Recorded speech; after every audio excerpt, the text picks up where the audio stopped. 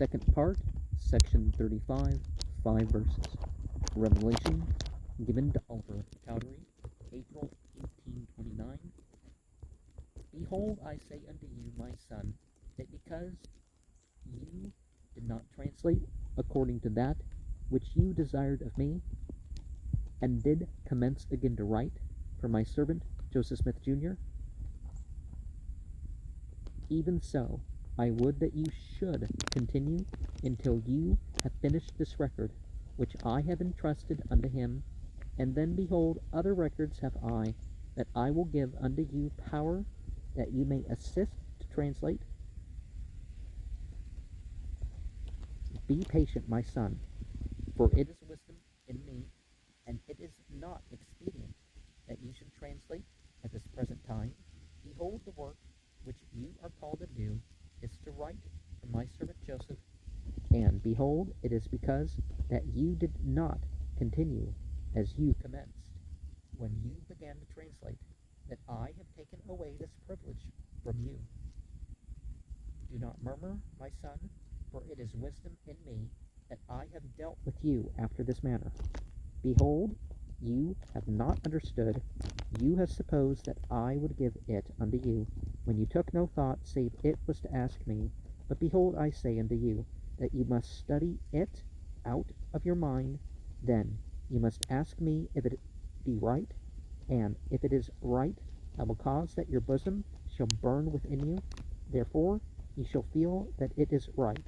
But if it be not right, you shall have no such feelings, but you shall have a stupor of thought, that shall cause you to forget the thing which is wrong. Therefore you cannot write that which is sacred, save it be given you from me.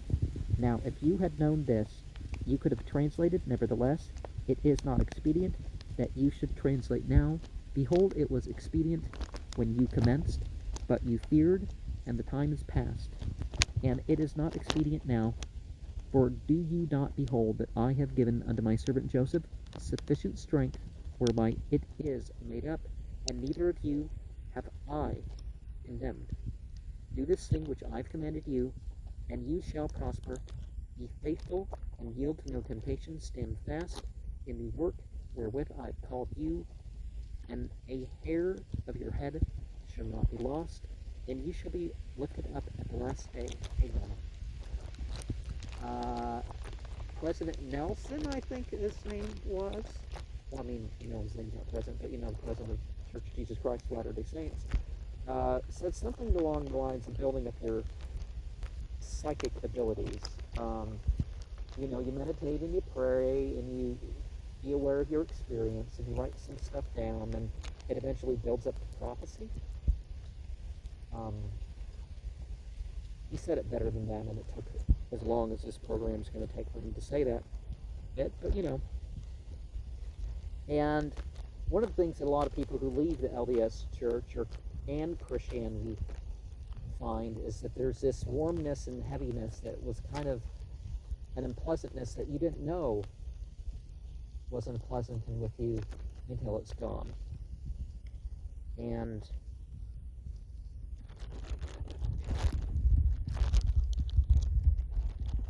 nowadays we would probably use the word divine rather than translate, because it doesn't appear that Joseph Smith could translate any language in a way that we would say a scholar translates.